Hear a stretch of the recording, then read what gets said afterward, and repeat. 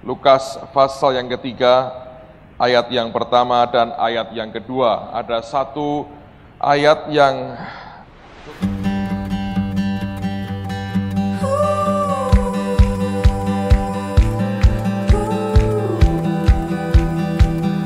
cukup aneh di sini.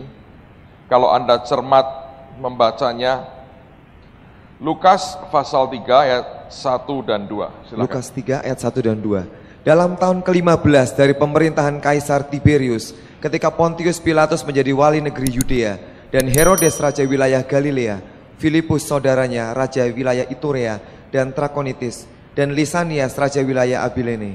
Pada waktu Hanas dan Kayafas menjadi imam besar, datanglah firman Allah kepada Yohanes anak Sakaria di padang gurun. Oke, saudara harus untuk mengerti ini ya, ini ada satu ayat yang sangat ironis sekali. Alkitab mengatakan pada waktu Hanas dan Kayafas, ini sudah ayat aneh. Karena imam besar itu cuma satu. Tapi Hanas sebetulnya itu mertuanya Kayafas ya, sudah pensiun. Tapi masih berkuasa sekali. Nangkep saudara, jadi ini aneh, sudah aneh lah.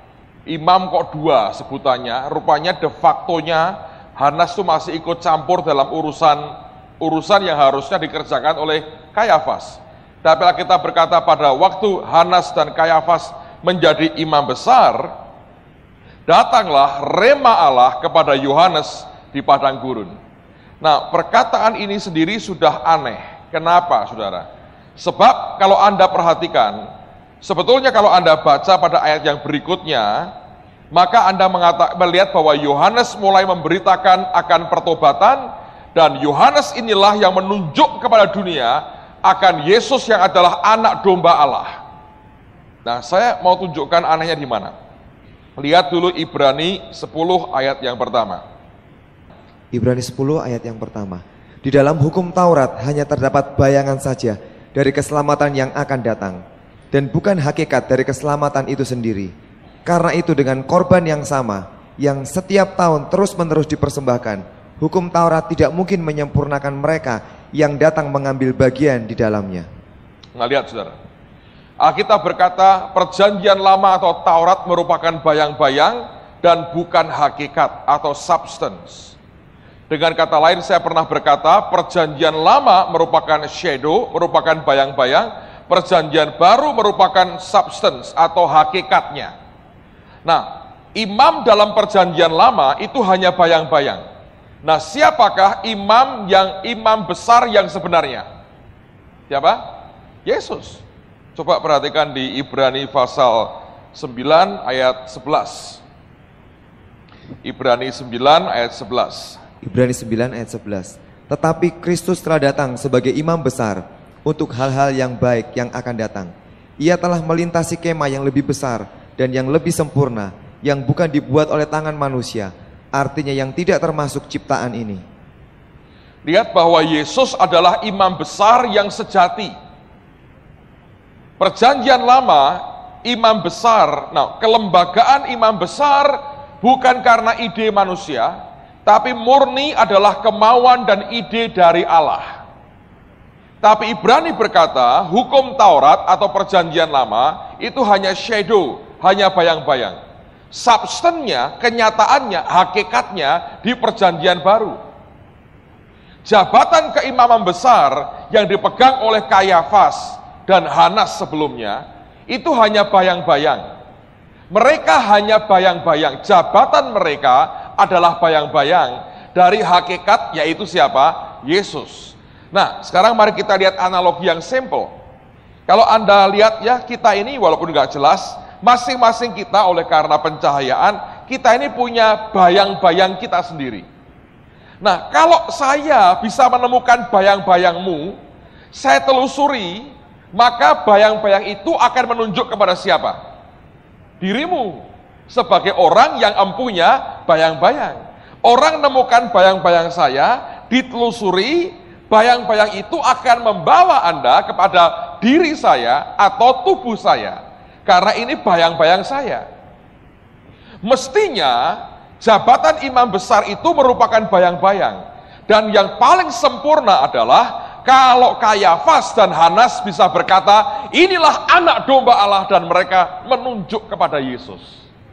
Tapi kenyataannya tidak, saudara. Bayang-bayang kurang ajar ya Kayafas. Bayang-bayang kok nyalipkan majikannya sendiri, ini kan kurang ajar.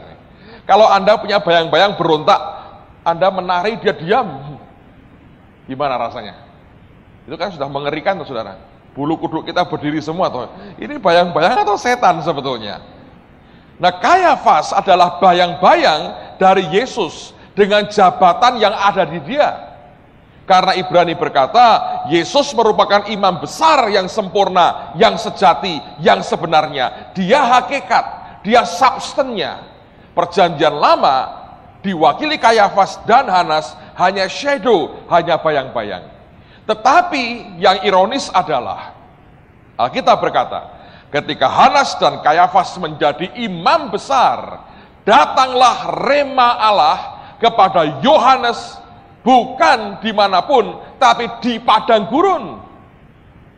Mestinya rema ini yang akan membuat Yohanes sanggup berkata, inilah anak domba Allah, inilah imam besarmu yang sejati. Tapi seperti kelembagaan itu ditinggal oleh Allah, dan Tuhan ambil orang lain yang secara manusia sama sekali tidak punya jabatan, yang merupakan bayang-bayang dari imam besar yang sejati, yaitu Yesus. Bukankah ini ironis, saudara?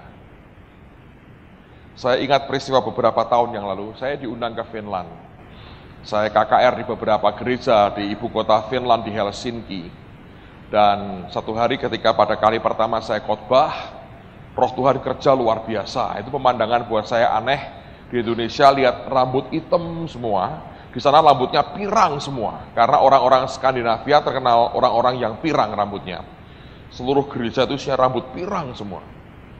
Saya sampaikan firman, saya layani mereka, dan Roh Tuhan kerja, mereka dijamah Tuhan begitu rupa. Ada 2 orang laki-laki yang sebetulnya sama sekali tidak kenal dengan saya, dan kemudian mereka hanya tahu bahwa ada selebaran berkata tanggal sekian ada KKR dilayani oleh pendeta dari Indonesia, disebutkan nama saya. Mereka tidak ingin pergi, tidak kenal ini orang siapa, tiba-tiba ada dorongan kuat di dalam berkata, berangkat, berangkat, berangkat. Nah, ini 2 orang nggak janjian, mereka hadir di kebaktian itu di Helsinki.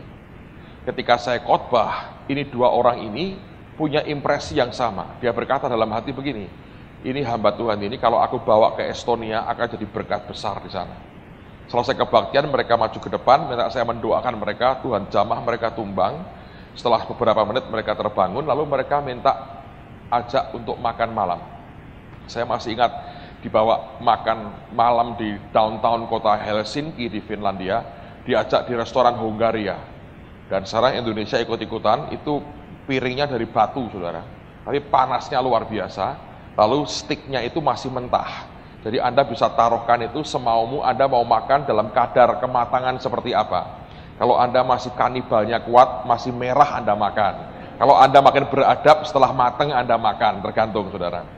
Jadi saya makan malam dengan mereka, saya ajak istri saya juga, dan mereka bicara, mereka cerita bahwa apa yang mereka rasakan. Lalu mereka berkata, Pastor, kalau ada beberapa waktu hari luang, tolong ikut kami ke Estonia. Nah, di sana kami akan bawa Anda ke beberapa gereja bawah tanah yang sekarang sudah merdeka, dan lihat apa yang Tuhan kerjakan di Estonia. Saya berkata, saya nggak punya visa untuk masuk Estonia. Oh, nggak masalah, nanti minta di perbatasan akan beres. Singkat cerita, sekian hari kemudian kami berangkat naik ferry, nyebrang, saudara, lautan, kemudian kami mendarat tiba di Estonia. Sampai di pelabuhan, mobilnya dikeluarin, naik mobil, lalu ke imigrasi. Singkat cerita, teman saya keluar berkata, big problem. Dan dia berkata bahwa visa kalian ditolak karena kalian orang Indonesia. Dan mereka berkata, untuk dapat visa di perbatasan seperti ini, dari Asia hanya dari Korea Selatan, yang lain tidak boleh, harus kembali ke negaranya masing-masing, dan cari visa di Jakarta. Saya berkata, nggak mungkin. Lalu mereka, teman saya 2 yang bantu ngurus, masuk lagi, mereka runding lagi, nggak keluar-keluar, yang keluar tentara dengan senjata mesin dan anjing herder, saudara. Saya di mobil berdua dengan istri saya, sudah agak dingin, saya ngomong sama istri saya begini, wah ditangkap nih kita kira-kira. Betul juga, datang ke saya, dia ketuk pintu kaca jendela, dan dia berkata, dia dalam bahasa Inggris yang terbatas, dia minta saya ikut dia. Saya ngomong sama istri saya, pokoknya kalau sudah begini, cuma satu yang bisa kita buat, bahasa roh, saya berkata. Saya ikut dengan dia, dibawa masuk ke kantor, terus ditinggal rupanya. Di kantor itu 2 teman lagi ribut dengan petugas imigrasi. Saya ke sana karena mereka pengen ketemu dengan saya, lihat cocok semua, ribut, dan mereka jelaskan, saya hanya petugas, tidak bisa berbuat apa-apa. Kalian bukan orang Korea Selatan dan harus pulang kembali ke Indonesia, minta di sana, baru kemudian balik ke sini. Saya berkata, nggak mungkin, saya hanya 2 hari di Estonia, balik Jakarta, bayar ongkosnya siapa? Saya berkata, nggak bisa. Lalu nggak tahu gimana, ini orang seenaknya, tahu-tahu dia keluar, pulang. Jadi jam tugasnya sudah selesai, akan diganti shift orang lain, saudara. Tidak ngomong Abi, langsung angkat kopernya, dia pindah pergi, saudara. Kami berempat bengong di kantor, loh ini orang pergi kemana, nggak jelas, saudara. Nggak lama kemudian datang petugas baru yang tidak tahu menahu apa-apa. Datang ke tempat di mana kami ada, tanya, loh ini ada apa? Kami jelaskan lagi. Nah, kali ini Tuhan kerja dengan luar biasa. Ini orang telepon atasannya. Dia ngomong bahasa mereka sendiri, saya nggak tahu bahasanya apa. Pokoknya setelah ngomong, tutup telepon, dia berkata, pimpinan saya berkata, dia nggak punya hak untuk memberikan keputusan. Mesti kepada pimpinan yang lebih tinggi dan minta saya telepon ke yang lebih tinggi. Kami berkata, silahkan telepon, kami tunggu dengan sabar.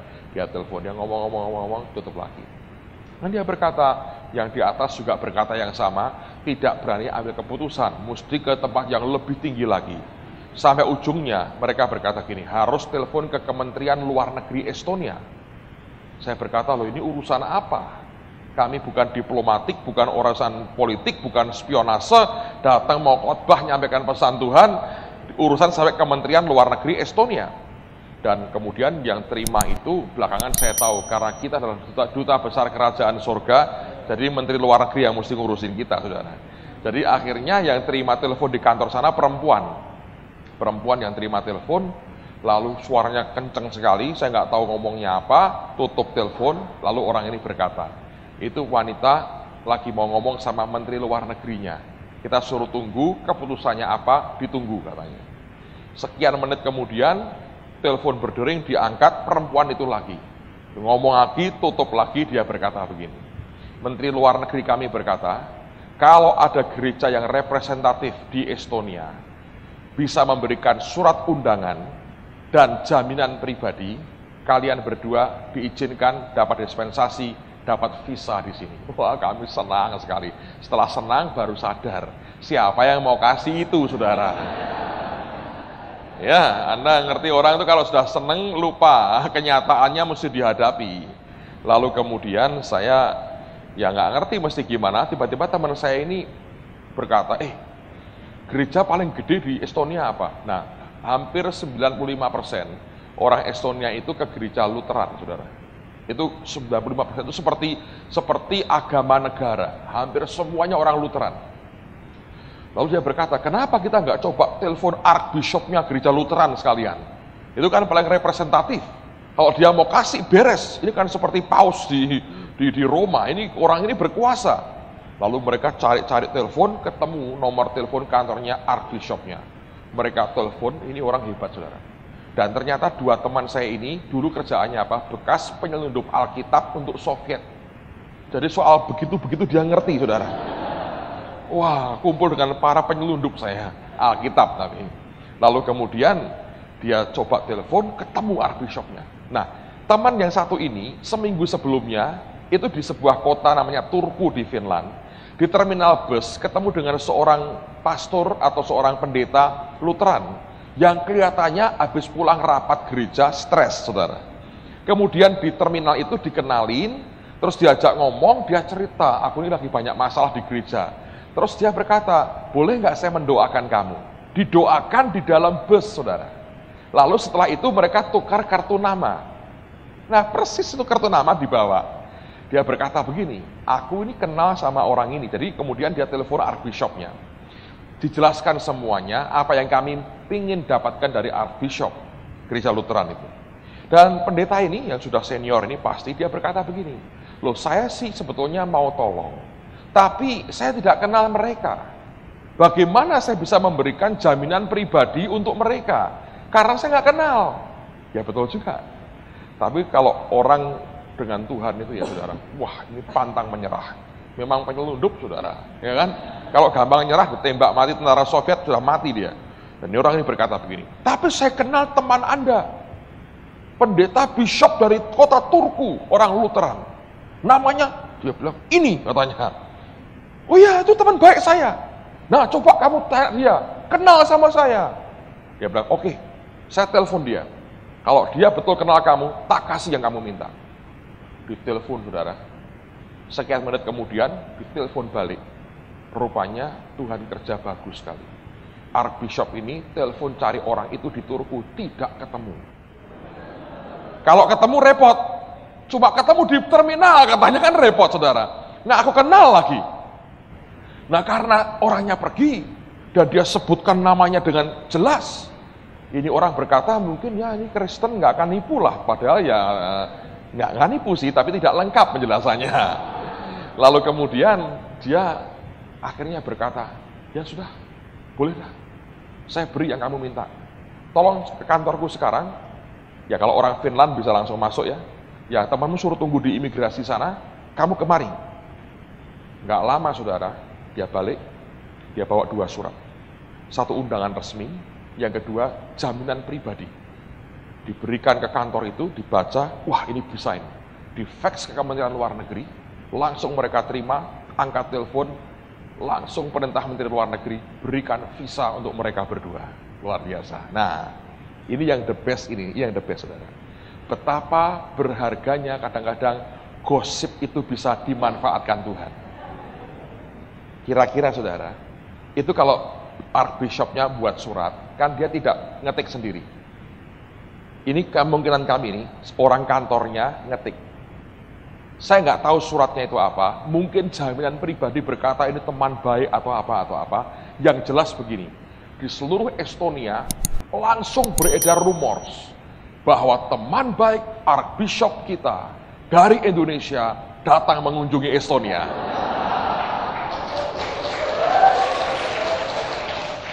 Jadi Anda sedang berhadapan dengan teman baiknya Archbishop.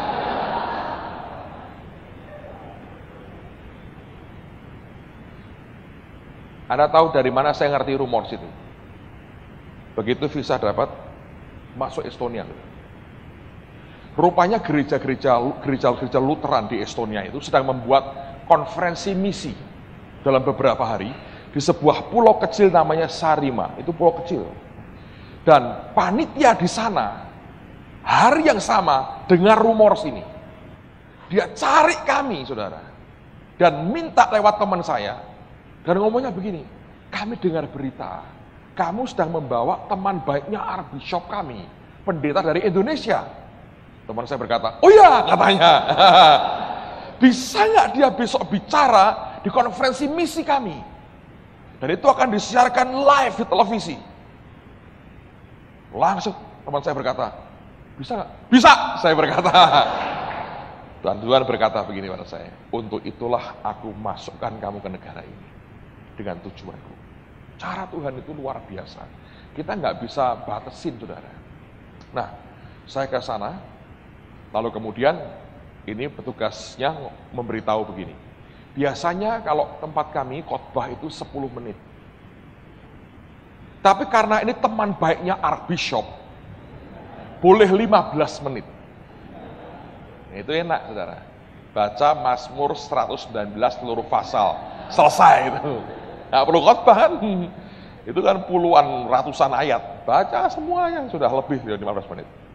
Lalu kemudian dia berkata, besok akan ada acara, ada pujian segala macam, lalu dia akan disilahkan menyampaikan firman.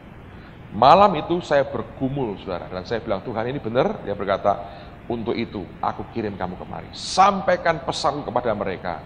Jangan ditambahi, jangan dikurangi. Dan Tuhan bicara lewat 2 ayat yang tadi kita baca. Dan Roh Kudus berkata gini, sampaikan kepada mereka, kalau mereka tidak bisa menyuarakan suaraku pada dunia ini, dan terlalu menikmati jabatan mereka, Satu hari aku akan urapi satu orang di luar sana. Dan aku akan pakai berbicara, menyuarakan suara. Saudara, saya berkata, Tuhan, ini cari musuh caranya kalau begini. Tapi ini kan teman baiknya Archbishop. Mereka mau tidak mau mesti menghormati, saudara. Singkat cerita, saya masuk di gedung itu sore itu. Disediakan seorang penerjemah, seorang wanita. Dan itu gedung penuh dengan pendeta-pendeta. Bajunya hitam-hitam, putih di sini kan. Saya pakai baju putih sendiri. Jadi putih di antara kegelapan. Saya masuk, saya ngomong sama istri saya gini, ini agak mengerikan ya di sini. Dia bilang, iya kok hitam semua ya. Wah, saya berkata nanti kalau ada orang usul pendeta-pendeta JKI pakai hitam, saya langsung protes pertama. Ini kayak ngeri, saya berkata. Ini bukan kayak surga, masuk surga kok berkabung semua begini, saya berkata. Duduk, nah diberitahu, disambut dengan hangat sekali. Ya maklum, ini kan teman baiknya Archbishopnya, teman baik bosnya kan, saudara, mesti disambut dengan baik dong. Wow, sambut saya. Saya geli sendiri, saya berkata, mereka tidak tahu ini kalau ngerti, apa yang mereka pikir nih. Sudah, lalu kemudian setelah acara dimulai, saya undang penerjemah saya. Saya bilang, kamu ngomong apa adanya, jangan tambahi, jangan dikurangi. Dia bilang, yes sir.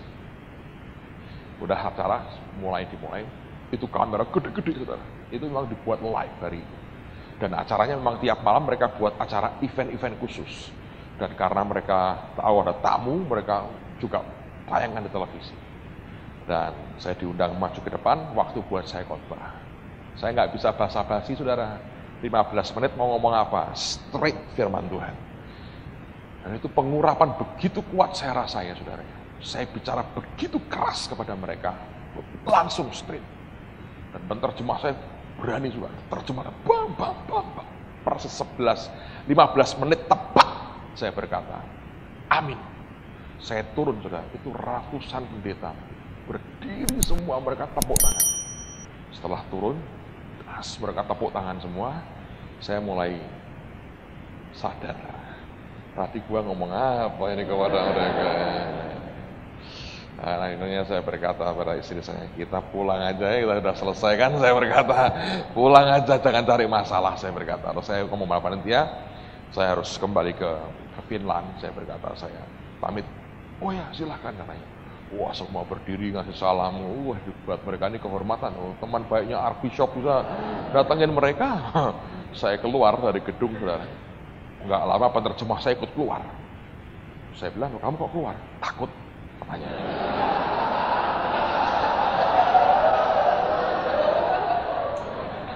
Kami masuk mobil, semua tertawa dan kami berempat berkata, Tuhan, kau luar biasa. Tuhan itu kalau merencanakan sempurna, saudara. Lewat berbagai lika-liku yang aneh-aneh, Dia Allah yang luar biasa. Amen. Nah, dengar baik-baik. Tapi ini bukan itu message saya hari ini, saudara. Saya kalau setiap kali bahasa ini, saya ingat peristiwa Estonia ini. Jadi, saya sedikit lumayan. Ini teman baiknya Archbishop. Tapi sampai sekarang ini, ketemu orangnya pun kagak pernah saya, saudara. Aduh, saya kalau ingat Tuhan itu ya. Anda kalau dengan Tuhan tidak pernah menang lah. Kalah terus, makanya nyerahlah, saudara. Sebelum babak belur dengan hidupmu sendiri. Tapi yang saya mau sampaikan begini, saudara sekalian. Bahwa ministry itu bukan soal jabatannya. Tapi soal fungsinya. Kependetaan, jabatan apapun, kalau tidak berfungsi sebagaimana yang Tuhan inginkan, tidak ada gunanya. Dan ironis sekali kalau kita baca di Alkitab ini, ketika mereka menjabat sebagai imam besar, rema Tuhan datangnya justru kepada Yohanes. Saya mau katakan demi kasih Tuhan, jabatan kita, status kita, atribut kita tidak berarti apa-apa kalau Tuhan tidak mempercayakan dirinya kepada kita. Nah, sekarang bagaimana caranya sebetulnya? Mari kita teruskan apa yang kita sudah pelajari. Buka Maleakhi pasal 2 ayat yang ke-7.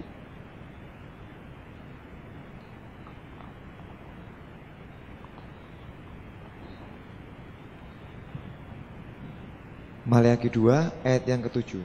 Sebab bibir seorang imam memelihara pengetahuan, dan orang mencari pengajaran dari mulutnya, sebab dialah utusan Tuhan semesta alam. For the lips of a priest should keep knowledge. Dan kata pengetahuan, kata knowledge, dari bahasa aslinya da'at. Dan kata itu tulisannya da'at, biasa, bacanya da'at. Dan kata da'at dari kata kerja yadah sebetulnya. Dan kata yadah itu ada level-levelnya. The highest level of yadah itu artinya personal atau direct, intimate relationship as in a marriage. Suatu hubungan yang pribadi, yang langsung dan intim seperti di dalam suatu pernikahan. Saya mau ulang lagi. Kata knowledge, kata pengetahuan itu, akarnya sebetulnya adalah berasal dari suatu hubungan yang intim, yang direct, yang personal, yang pribadi, seperti layaknya sebuah pernikahan. Dengan kata lain, kalau Alkitab berkata, for the lips of the priest should keep knowledge, bahwa bibir seorang imam itu mesti memelihara akan pengetahuan. Pengetahuan itu bukan head knowledge, bukan pengetahuan di otak, tapi pengetahuan oleh karena adanya persekutuan yang intim dengan Allah sendiri, sebagaimana yang terjadi dalam hubungan suami istri. Saya harap Anda mengerti. Kenapa banyak orang yang punya status, punya jabatan yang luar biasa, pada kenyataannya tidak bisa menyuarakan apa yang Tuhan mau dia sampaikan kepada umatnya. Oleh karena jenis knowledge yang Allah mau berikan kepada kita, itu bukan head knowledge, tapi knowledge atau pengetahuan, pengenalan yang lahir didapat oleh karena hubungan yang langsung, yang intim seperti dalam sebuah pernikahan. Anda mengerti kalau orang menikah, mereka bukan dua tapi satu adanya. Dan hubungan mereka yang paling intim dibandingkan hubungan orang itu dengan pribadi yang lain dimanapun di seluruh dunia. Mestinya begitu ya. Dan dengan Allah sama.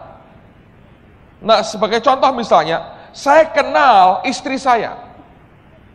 Saya tahu karakternya, saya tahu wataknya. Saya tahu perangainya, saya tahu segala yang dia suka dan yang tidak dia suka. Nah, kami menikah sudah sejak tahun 87. Berapa tahun? 14 tahun kami menikah. Dan dari 14 tahun saya bergaul dengan dia, telepon pun saya langsung tahu kalau itu dari dia. Dia telepon saya tidak pernah berkata, halo, di sini istrimu. Tidak perlu, saudara. Saya langsung ngerti itu suara dia. Kalau sampai saya tanya, loh ini siapa? Waduh, nyinggung perasaan. Aku ini jadi apa 14 tahun? Kecuali tidak pernah ngomong 14 tahun. Nangkap, saudara? Relationship itu sebetulnya membuat kita toh kenal dengan orang di mana kita bergaul. Dengan Tuhan sama. Tadi pagi kita sudah mulai membawa saudara untuk mengenal Roh Kudus sebagai pribadi yang punya pikiran, punya selera, punya kehendak, dan punya keinginan, dan punya perasaan. Nah, kalau kita bergaul dengan pribadi itu terus, saudara akan punya knowledge. Dia akan buka rahasia firman-Nya, dia buka rahasia hatinya. Dan itu saya ulangi lagi, bukan head knowledge. Bukan pengetahuan oleh karena informasi yang didapat dari orang lain. Tapi itu merupakan pengetahuan oleh karena kita memiliki persekutuan yang intim dengan dia. Nah, dari hasil persekutuan itulah kita mengenal karakternya, mengenal akan pribadinya, tahu cara kerjanya, tahu yang dia suka dan tidak suka. Tahu bagaimana kita bergaul dengan dia, tahu bagaimana pandangannya tentang segala sesuatunya. Nah, itu dari persekutuan yang intim dengan Tuhan. Anda bisa ngerti banyak tentang dia. tidak berarti saudara kenal secara pribadi dengan Tuhanmu.